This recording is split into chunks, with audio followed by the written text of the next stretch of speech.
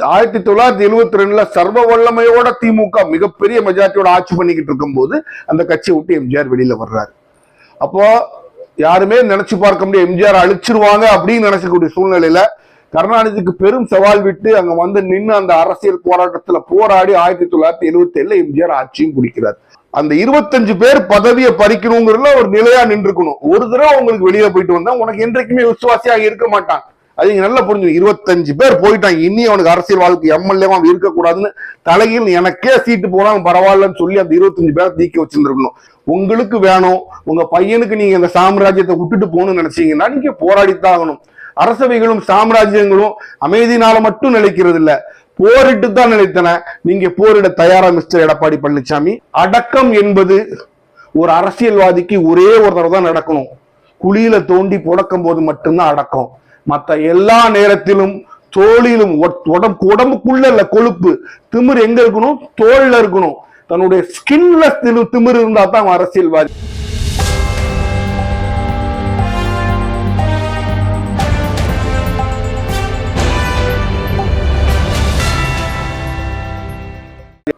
Hello friends, welcome to உண்மையும் பொய்மையும்.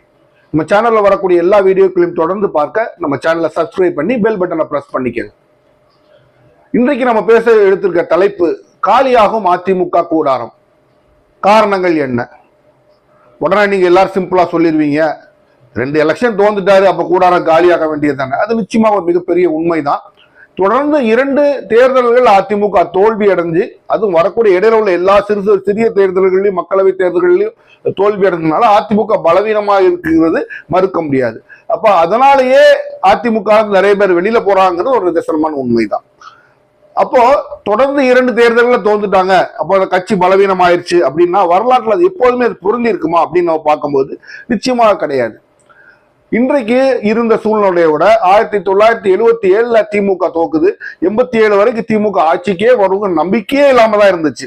ஏன்னா எம்ஜிஆர் ஒரு மாமனிதர் தமிழக அரசியல் வளம் வந்து கொண்டிருந்தார். அப்போ அந்த சூழ்நிலையிலையும் திமுக அழிஞ்சிருச்சுன்னு திமுகவை யாரும் சொல்லவில்லை. திமுக இனி எந்திக்காதுன்னு சொல்ல முடியல. ஏன்னா அதோட திமுகவோட தலைமை கலைஞர் கருணாநிதி அவர்கள் அதை அப்படி பார்த்துக்கிட்டாரு. என்றைக்குமே ஒரு மிகப்பெரிய கண்டெண்டராக, ஒரு எதிர்கட்சியாக, வலுவான எதிர்கட்சியாக தன்னை அவர் பார்த்து கொண்டார், தன்னுடைய கட்சியை அவர் பார்த்து கொண்டார். அதனால இன்றைக்கு நம்ம பேசுறது போல அதிமுக அழிஞ்சிருமோ அப்படின்னு திமுக குறித்து அன்றைக்கு பேச முடியல. ஏன்னா எதிர்த்து காங்கிரஸ் ஒரு வலுவான கட்சி இப்ப இருந்த போது பிரதான எதிர்கட்சியாக திமுக அவரால் வைத்துக் கொள்ள முடியுது என்றால் அவருடைய தலைமை பண்பது ஒரு மிகப்பெரிய காரணம்.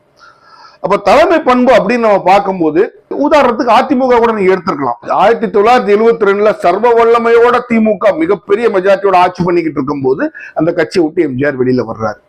அப்போ யாருமே நினைச்சு பார்க்க முடியாது எம்ஜிஆர் அழிச்சிருவாங்க அப்படின்னு நினைச்சக்கூடிய சூழ்நிலையில கருணாநிதிக்கு பெரும் சவால் விட்டு அங்க வந்து நின்று அந்த அரசியல் போராட்டத்துல போராடி 1977 எம்ஜிஆர் ஆட்சியும் பிடிக்கிறார். அப்போ அவர் அங்க காண்பிக்கின்றது அதிமுகவோட வெற்றின்னு நான் சொல்ல மாட்டேன். அங்கு உலகத்திற்கு தெரிந்தது எம்ஜிஆருடைய தலைமை பண்பு அப்படின்னு தான் நான் சொல்லுவேன். எம்ஜிஆரை தவிர வேறொரு தலைவர் அங்கு இருந்திருந்தால் அந்த பிரஷர், அந்த அழுத்தத்தை தாங்கி இருப்பாரா அப்படின்னா நிச்சயமாக முடியாது. எவ்வளவோ பெரிய பிரச்சனைகள் இடையில வருது, அவ்வளோத்தையும் தாக்கு பிடிச்சி அவர் உலகம் சுற்றும் வாலிபன் பட ரிலீஸ் எல்லாம் ஒரு கிட்டத்தட்ட ஒரு சினிமா கதை போலயே அந்த சம்பவங்கள்லாம் நடந்திருக்கு. அப்ப அந்த பிரஷருக்கு அழுத்தத்தையும் தாங்கியும் தன் கட்சியை வளர்த்து ஆட்சியையும் புடிச்சு காமிக்கிறார் எம்ஜிஆர். அப்போ இது வந்து நம்ம பார்க்கும்போது அவருடைய தலைமை பண்புக்கு, அதாவது ஒரு கிரீடம் அப்படின்னு சொல்லுவாங்களே, அதுவாதான் அந்த வெற்றி அமைஞ்சது. அதே மாதிரிதான் 1989 பல சம்பவங்கள் நடந்து 89, 91 ஆட்சியில ஜெயலலிதா அம்மையார் சட்டப்பேரவையில அவமதிக்கப்பட்டு வந்தாலும் வெளியில வந்து தன்னோட தலைமை பண்பை காமிச்சு அன்னைக்கு ராஜீவ்காந்தி இறந்தது ஒரு மிகப்பெரிய சூழ்நிலை அமைஞ்சது. அவங்க மெஜாரிட்டியோட ஆட்சியை, மிகப்பெரிய மெஜாரிட்டியோட ஆட்சியை பிடிக்கிறாங்க. அப்போ வரலாற்றுல இதோடு நம்ம நின்று பார்க்கும்போது எடப்பாடி பழனிசாமி எங்கே இருக்கிறார்? அப்போ இந்த பீரியட்ல எல்லாம் நான் இந்த சொல்ற வெற்றிகளுக்கு அப்புறம்லாம் நிறைய பேர் அதிமுக காணாம போயிருந்து எதிர்பார்த்தாங்க, திமுக காணாம போயிருந்து எதிர்பார்த்தாங்க. ஆனால் ஒவ்வொரு தடவையும் 96 எலெக்ஷனுக்கு அப்புறமும் இதே வார்த்தையை சொன்னாங்க, இனி அதிமுக காணாம போயிரு. ஏன் திரும்பி வந்துச்சு? இந்த கட்சியே ரிபவுண்ட் ஆச்சு அப்படின்னா தலைமை, ஜெயலலிதாவுடைய தலைமை எல்லாரும் கிட்டத்தட்ட விட்டுட்டு போயிட்டாங்க. அந்த மாதிரி ஜெயில இருக்கும்போது தனியா கூட சசிகலா மட்டும் தான் கூட இருந்தாலும் ஒரு ஜோக் கூட சொல்லுவாங்க. அந்த அளவுக்கு தனிமையில இருந்தாங்க. ஆனாலும் திருப்பி ஏன் வந்தாங்க?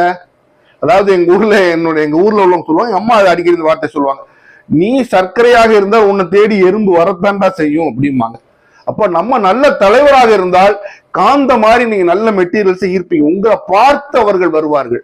இப்ப எடப்பாடி பழனிசாமி அப்படி இருக்கிறாங்கன்னா நிச்சயமாக கிடையாது. அது ஒண்ணுதான் ஒரு பெரிய மைனஸ். வரலாற்று சம்பவம் உங்களுக்கு சொல்லணும், ஒரு கதை சொல்ற மாதிரி இல்லைன்னா அதான் உண்மை.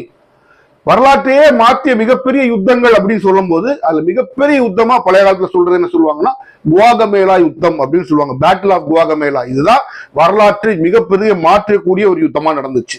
அது என்னடா யுத்தம் அப்படின்னு பாத்தீங்கன்னா, 20 வயது அலெக்சாண்டர் பெர்சிய பேரரசன் டாரியஸை எடுத்து போரிடுறான்.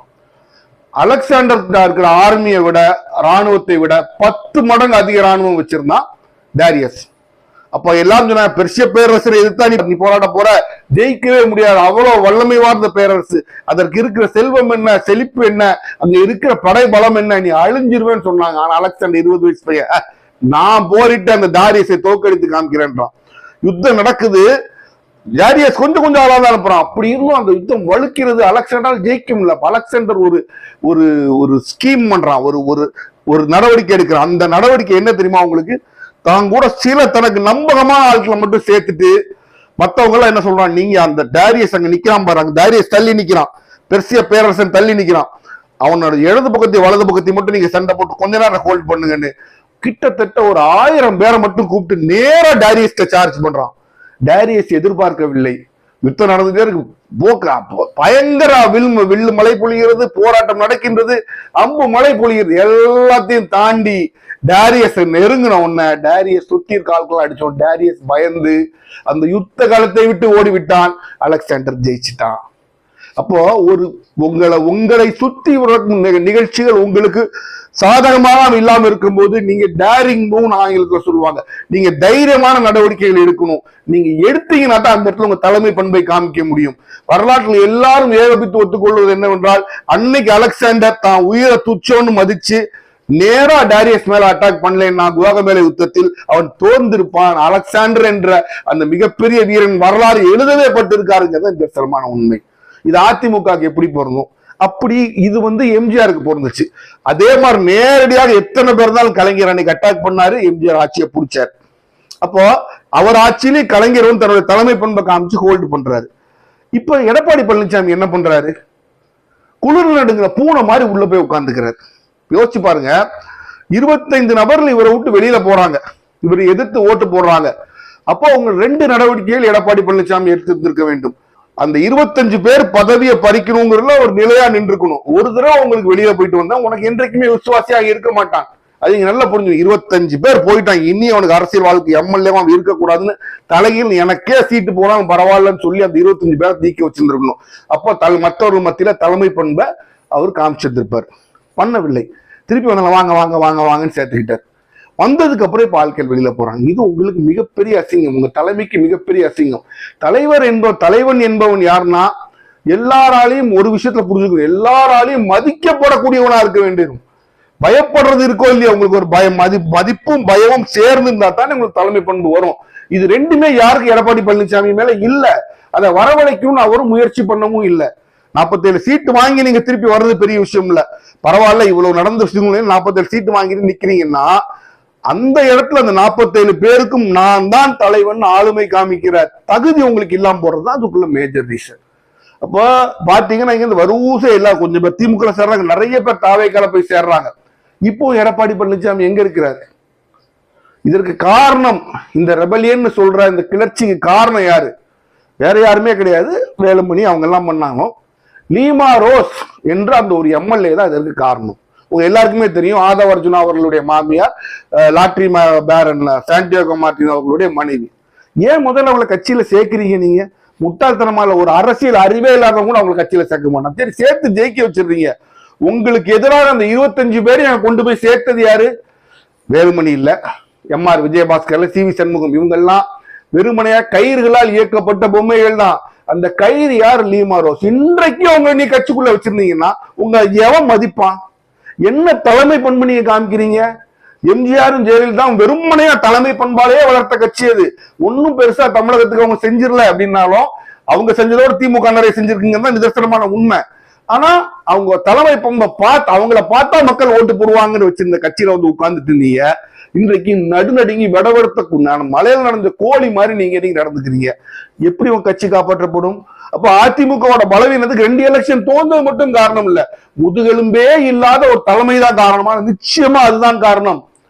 இப்பவும் யார் மேலேயும் நடவடிக்கை எடுத்து நம்ம போயிருவோமோ, அது நம்ம போனா அவன் நம்மளை கவுத்திடுவானோ, இப்படி நீங்க பயந்துகிட்டே இருந்தீங்கன்னா நீங்க கடைசி வரைக்கும் தலைவரே ஆக முடியாது. எழுதி வச்சுக்கோங்க, அடுத்த எலெக்ஷன்ல அதிமுக தொடர்ச்சி கூட வெளியில வீசிடுவாங்க. அப்ப இருக்கிற நீங்க காப்பாற்ற என்ன செய்யணும்? இப்பவும் அதிமுக தொண்டர்கள் இருக்காங்க, தயவு செய்து தலைமை பண்பை காமியுங்கள், எதிர்த்து பேசுங்க, ஆட்களை துணிச்சலா வெளில அனுப்புங்க. இருந்தாயிரு இல்லைன்னா போ அப்படின்னு ஒரு சின்ன விசுவாச கூட்டத்தை வச்சுக்கோங்க. கூட அலெக்சாண்டர் எப்படி குவாகமலால நேரா பேரரசரை தாக்கினால சின்ன விசுவாச கூட்டத்தை வச்சு நேரா அன்றைய தாவேக அரசை தாக்குங்க, உங்க கட்சியை வளர்த்துடலாம் நீங்க. ஆனா தலைமை பண்பே காமிக்காம நான் இப்படியே இருப்பேன், எல்லாம் சுத்தி சுத்தி என்ன சேர்ந்து நடந்தோம்னா ஒண்ணுமே நடக்காது. அதான் நிதர்சனமான உண்மை. உங்களுக்கு வேணும், உங்க பையனுக்கு நீங்க இந்த சாம்ராஜ்யத்தை விட்டுட்டு போகணும்னு நினைச்சீங்கன்னா நீங்க போராடித்தான் ஆகணும். அரசவைகளும் சாம்ராஜ்யங்களும் அமைதினால மட்டும் நிலைக்கிறது இல்ல, போரிட்டு தான் நினைத்தன. நீங்க போரிட தயாரா மிஸ்டர் எடப்பாடி பழனிசாமி? அதுதான் இங்க கேள்வி. நீங்க போரிட தயார் இல்லை என்றால் அதிமுகங்கிற இந்த சாம்ராஜ்யம் உங்களோட இல்ல, இன்னும் 5 வருஷத்துல மண்ணோட மண்ணா போறத யாராலுமே தடுக்க முடியாது. நீங்க அப்பனா கேட்கலாம், நம்ம என்ன செய்ய முடியும் அப்படின்னு. முதல்ல எதுக்கு எடுத்தாலும் டெல்லி பக்கம் புறமுதுகு திரும்பி காமிக்கிறத பார்த்து வெளியில வாங்க. இன்னைக்கு கிட்டத்தட்ட கட்சி உங்க கையில சேஃபா இருக்கு. உங்களுக்கு பெரிய எதிரிகள் கட்சிக்குள்ள யாருமே இல்ல, கட்சியை கைக்குள்ள கொண்டு வந்துட்டீங்க. இனி கட்சிக்குள்ள உங்க நிலைமையை பலப்படுத்துங்க. யாரெல்லாம் எங்கெங்க வைக்கணுமோ வைங்க. இன்ன வரைக்கும் கட்சியில இருக்காரா சி.வி. சண்முகம்? வெளியில போயிட்டாரா? எல்லாரும் என்ன சொல்றாங்க, நான் கட்சியை விட்டு வெளில போயிட்டேன், ரிசைன் பண்ணிட்டு போக விடாதீங்க. அப்படி ஒரு எண்ணம் வந்து அவனை முதல்ல கட்சியின் அடிப்படை மெம்பர்கள் நூக்கி வீசுறா, நீ வெளில கட்சியில கிடையாதுடா, நீங்க தூக்கி வீசுங்க, நீங்க தலைவரா தெரிவிங்க.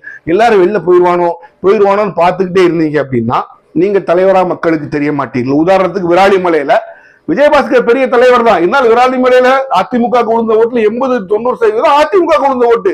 நீங்க விஜயபாஸ்கர் கட்சி விட்டு போறது விஜயபாஸ்கர் நீங்க விளைக்கிறீங்கன்னா அங்க உள்ள அதிமுக தொண்டன் உங்களை பார்த்து சந்தோஷப்பட்டிருப்பான், பரவாயில்லப்பா தலைவர் தைரியமா பண்ணிட்டாருன்னு. நீங்க அவரை போக விட்டு இப்போ அங்க சேருவாருன்னு பார்க்கும்போது நீங்கள் ஒரு தலைவராக அல்ல, ஒரு கோழையாக உங்களை காண்பிக்கிறீர்கள். இப்படி காமிச்சு எந்த அரசியல் கட்சியும் வளர முடியாது. இறங்கி போராடுங்க. உங்களோட சின்ன பையன் உதயநிதி வெளியில வந்து இன்டர்வியூ கொடுக்கிறாரு, அது பண்றாரு இது பண்றாரு, உங்களால் முடிந்த போராட்டத்தை இறங்கி போராடுங்கள். ஒரு மனுஷன், அதாவது எங்க ஊர்ல பழமொழி சொல்லுவாங்க, நான் சாகலன்னு காமிக்கிறேன், என்னடா பண்ண கை வரலையா சாட்டிக்கா, இல்லைன்னா உங்களை செத்தன் தூக்கி புதைச்சிருவாங்க அப்படிம்பாங்க. சும்மா படுத்திருக்காத, கை காலே ஆட்டில் அட்லீஸ்ட் ஒரு விரலையா சாட்டு, இல்லைன்னு செத்தன் உன்னை தூக்கி புதைச்சிருவாங்க அப்படின்னு சொல்லுவாங்க.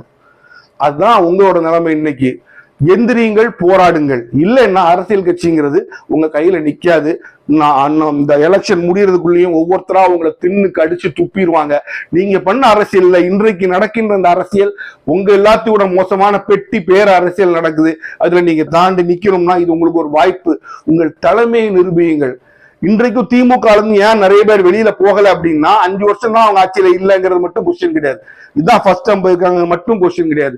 தொடர்ந்து அதிமுக பீரியட்லயும் 10 வருஷம் அவங்க வெளியில இருக்கும் போது ஏன் திமுக கட்சி இருந்துச்சு அப்படின்னா, தலைமை கலைஞருடைய தலைமை, ஸ்டாலினுடைய தலைமை, இந்த நம்ம தலைவர் இருக்கிறாரு அப்படிங்கிற தலைவர்களோட மேல ஒரு நம்பிக்கை ஒரு தொண்டர்களுக்கு இருக்கணும், அந்த இடைப்பட்ட தலைவர்களுக்கு இருக்கணும். அப்பதான் அந்த கட்சி நிற்கும். உங்க மேல யாருக்குமே நம்பிக்கை இல்லைன்னா அப்ப தப்பு யார் மேல நீங்க யோசிக்கணும் மிஸ்டர் எடப்பாடி பழனிசாமி. தப்பு உங்க மேல மட்டும்தான். அடக்கம் என்பது ஒரு அரசியல்வாதிக்கு ஒரே ஒரு தடவை தான் நடக்கணும். குழியில தோண்டி புடக்கும் போது மட்டும்தான் அடக்கம். மற்ற எல்லா நேரத்திலும் தோளிலும் உடம்புக்குள்ள இல்ல கொழுப்பு திமிர் எங்க இருக்கணும்? தோல்ல இருக்கணும். தன்னுடைய ஸ்கின்ல திமிர் இருந்தா தான் அரசியல்வாதி. அதை மைண்ட்ல வச்சுக்கோங்க. இனிமேலாச்சும் எல்லாருமே நல்ல முன்னாடி வணக்கம் போடாமல் கூட வணக்கம் போட்டு போகாதீங்க. அந்த திமிரையும், நான் ஒரு தலைவன், என்னை நீ மதித்தே ஆக வேண்டும். ஏன்னா நெப்போலியன் என்ன தெரியுமா சொல்லுவான், என்ன நீ கொல்ல கூட செய்யலாம், ஆனா என்ன அவமரியாதை பண்ண உன்னை விட மாட்டேன் அப்படின்னு. அதனாலதான் நெப்போலியன் மிகப்பெரிய தலைவர் ஆனான். என்ன சொல்லுவான், சாதாரண நாளா இருக்கும்போது you can kill me but I will not allow you to disrespect me அப்படிமா. நீங்களும் அதை இன்னிலிருந்து மைண்ட்ல வச்சுக்க. கொல்ல கூட செய்யலாம், ஆனால் என்னை அவமதிப்பவனுக்கு இந்த கட்சியில் இடமில்லை, உன்னை இந்த கட்சியில் இருக்க விட மாட்டேன் என்று உங்க தலைவர்கள் இதுக்கு முன்னாடி எப்படி இருந்தாங்களோ அதே மாதிரி நீங்க இருங்க. நிச்சயமா உங்க கட்சி அழிவுக்கு போகாது. நீங்க இப்படியே உட்கார்ந்துட்டு உங்க கட்சியில உள்ள ஒரு பொண்ணொருத்தரை பார்த்து இதுக்கு முன்னாடி இருந்துற பார்த்து சொல்லுவாங்க மிக்சர் மாமாம்பாங்க. இன்னைக்கு நீங்க ஒண்ணுமே செய்யலைன்னா அந்த மிக்சர் மாமா போஸ்ட் உங்களுக்கு வந்துடும். நீங்க மிக்சர் மாமாவை போயிருங்க. எவ்வளவு காய்கள் நிகழ்த்தி எத்தனை கஷ்டப்பட்டு கட்சியும் கை கொண்டு வந்தீங்க. என்ன பலன்? கட்சி உங்க கை விட்டு போகாம மண்ணோட மண்ணா போக போகுது. தடுக்கணும்னா ஸ்டாண்ட் அப். முதுகெலும்புன்னு மனுஷனுக்கு ஒண்ணு இருக்கு. கட்சி தலைவனுக்கு முதுகெலும்பு வேண்டும். முதுகெலும்பு இல்லாத மனிதன் கட்சி தலைவனாக இருக்க தகுதி இல்லை. Show your spine mister Edappadi Palaniswami. மீண்டும் சந்திப்போம்.